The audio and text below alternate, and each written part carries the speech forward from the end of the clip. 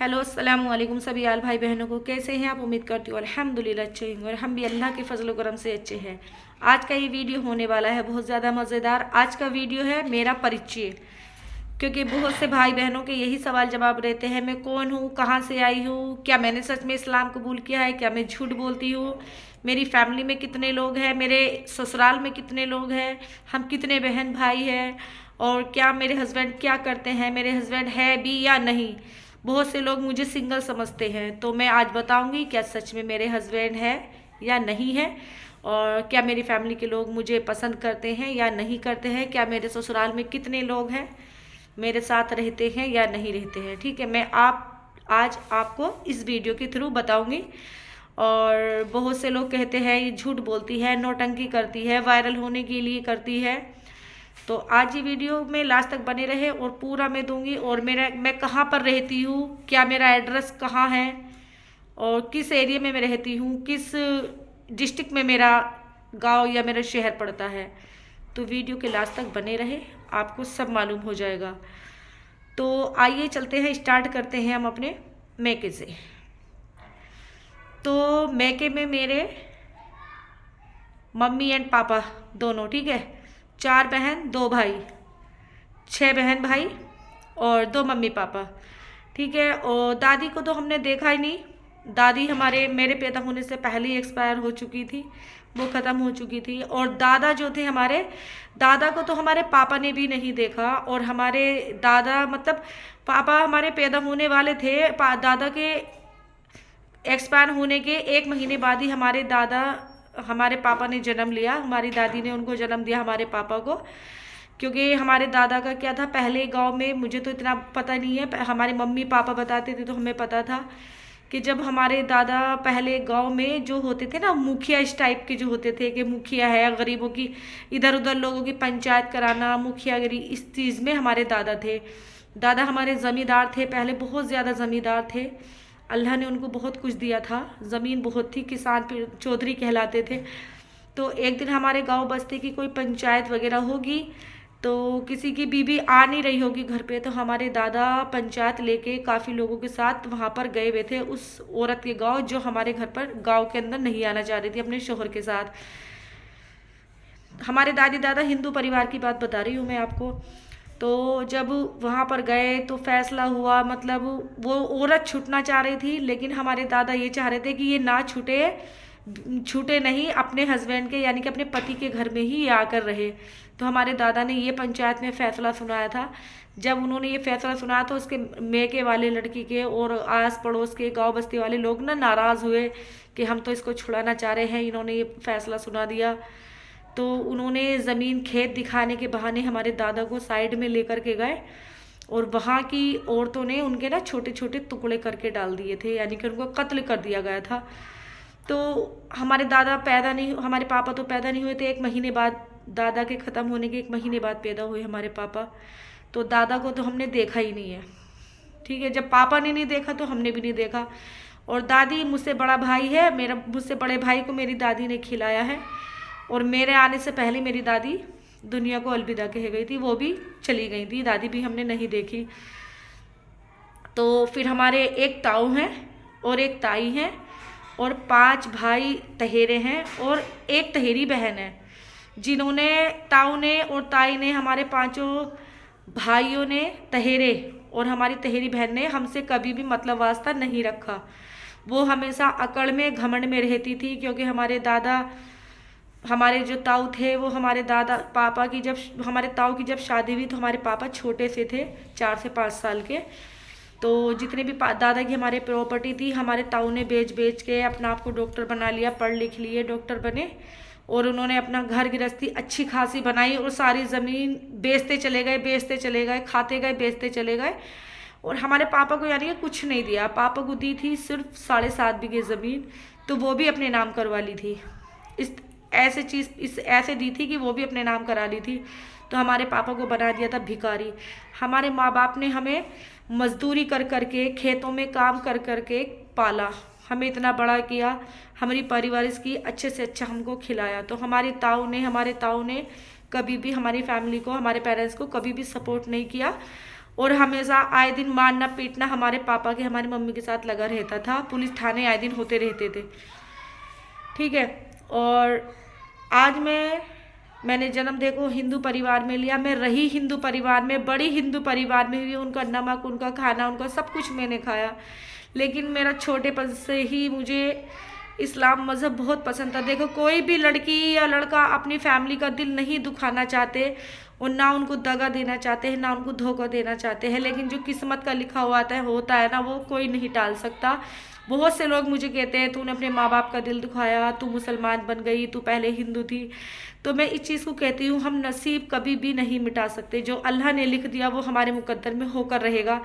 वैसे ही मुझे मेरे अल्लाह ने मेरे दिल में दीन की तौफीक डाली थी, तो मुझे धीरे धीरे उससे और ज़्यादा दिलचस्पी बढ़ती चली गई। आज मैं मुसलमान बन गई हूँ अल्हम्दुलिल्लाह। और मेरे खुद के 4 बच्चे हैं अल्हम्दुलिल्लाह। एक बच्चा मेरा बड़ा हाफिज़ भी बन रहा है, ठीक है। बहुत सारी चीज़ें हैं। और मैं मम्मी के यहाँ से, मैं डिस्ट्रिक्ट मुरादाबाद यूपी की रहने वाली हूँ, ठीक।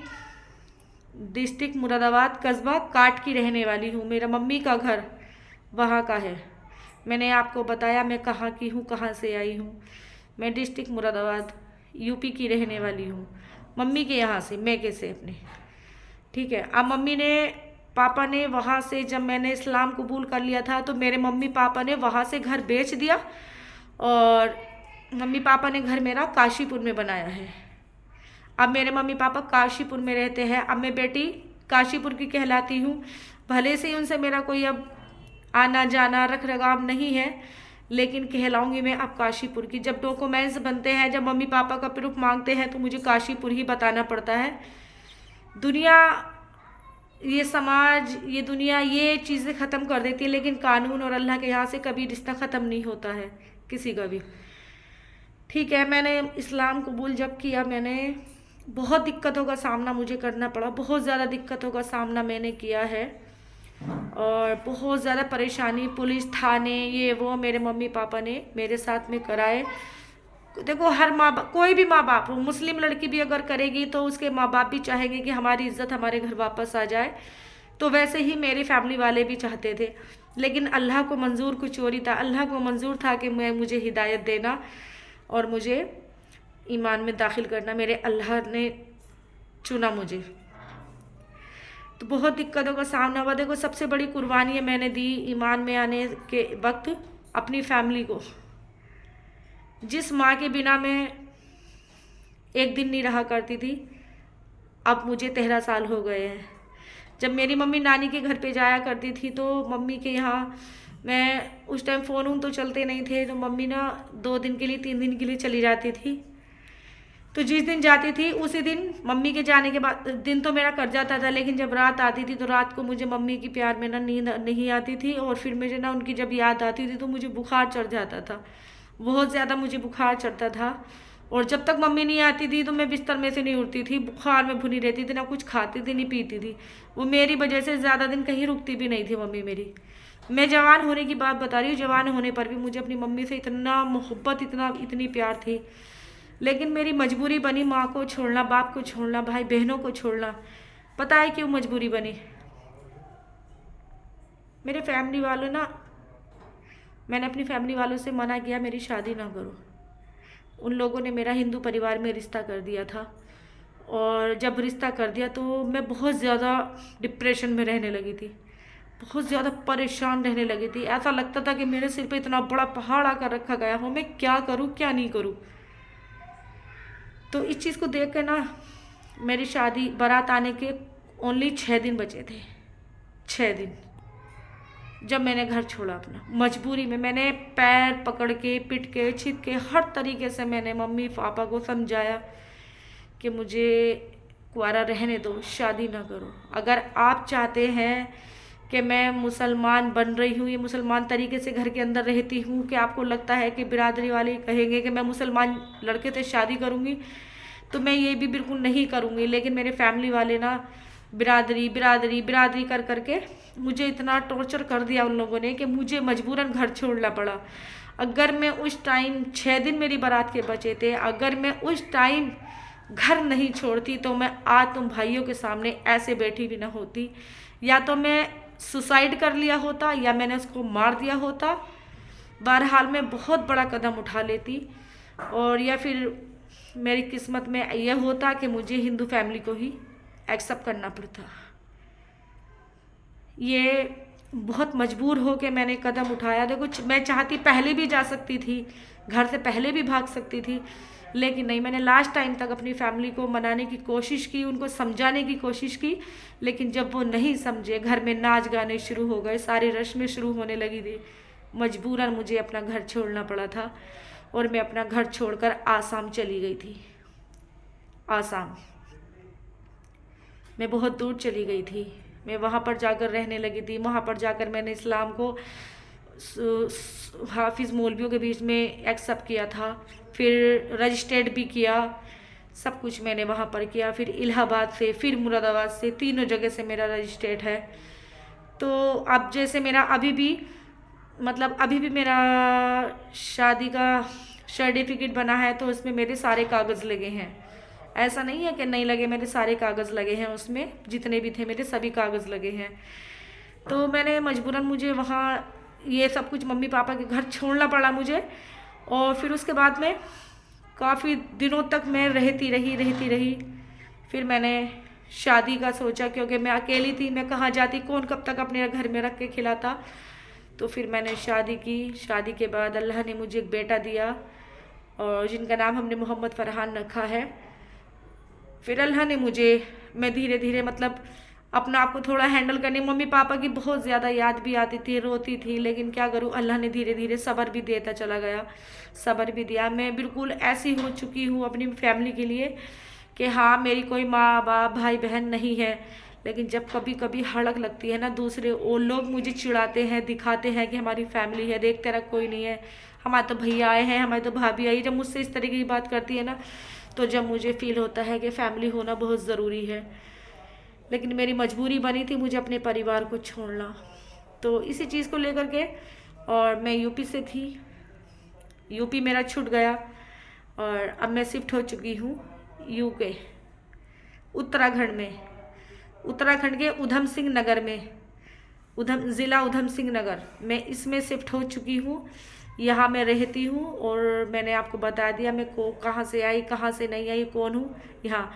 और रही बात मेरे हस्बैंड है या नहीं है, मैं आपको बता दे रही हूँ, मेरे हस्बैंड है, ठीक है, मेरे हस्बैंड है, और मेरे 4 बच्चे हैं। मैं शादीशुदा हूँ, मैं मैरिड हूँ, और मेरे हस्बैंड अपनी शॉप चलाते हैं, उनकी एक दुकान है, वो दुकान चलाते हैं, शॉप चलाते हैं, और अल्हम्दुलिल्लाह सब कुछ सही चल रहा है। और बताने को तो देखो परिचय बहुत बड़ा है, लेकिन कहाँ तक बताएंगे। बस सब कुछ सही है, बस यही है, दुख इस चीज़ का है कि माँ बाप नहीं है, क्योंकि एक बेटी के लिए माँ बाप का होना बहुत ज़रूरी है, बहुत ज़्यादा ज़रूरी है। बहुत से भाई बोलते हैं कि अपने हस्बैंड को वीडियोस में लेके आओ, अपने हस्बैंड को वीडियोस में लेके आओ। तो मैं इंशाल्लाह एक दिन आपके भाईजान को वीडियोस में लेकर के आऊँगी, दिखाऊँगी आपको। और एक दो वीडियो में मेरी डले हुए भी हैं, आप गौर से देखिए, वीडियोस में है भी आपके भाईजान। और मेरे बहुत से हिंदू भाई लोग मुझे गलत गालियाँ भी बोलते हैं, मुल्ली बन गई, हलाला करवाएगी, 35 टुकड़े हो जाएंगे, फ्रिज में जमा दिया जाएगा, कुकर में पका दिया जाएगा। तो मेरे भाइयों को मैं इसी बात को कहना चाहूँगी कि अल्हम्दुलिल्लाह 13 साल हो चुके हैं मुझे, अल्हम्दुलिल्लाह 13 साल हो चुके हैं मुझे इस्लाम में दाखिल हुए हुए।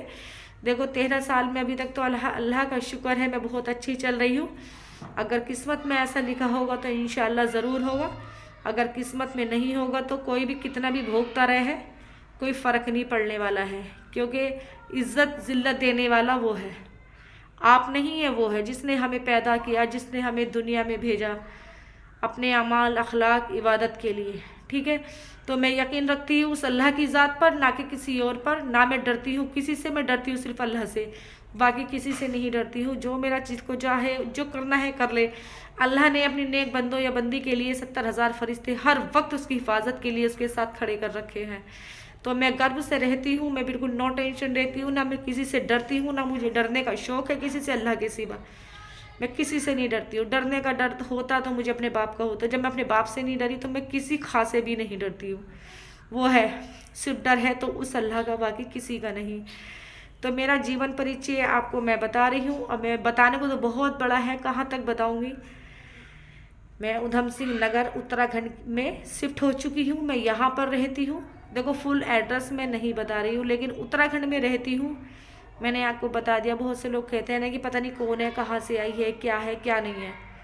तो मैंने इस्लाम कबूल सच में ही किया है, सच्चे दिल से किया है अल्हम्दुलिल्लाह, और इंशाल्लाह ख़ात्मा भी इस ईमान पर ही करूँगी। तो आप सभी भाइयों की मेरी वीडियो कैसी लगे कमेंट कर करके ज़रूर बताएं। अगर आप और भी परिचय जानना चाहते हैं तो मैं और भी बताऊँगी आपको। अल्लाह हाफिज़।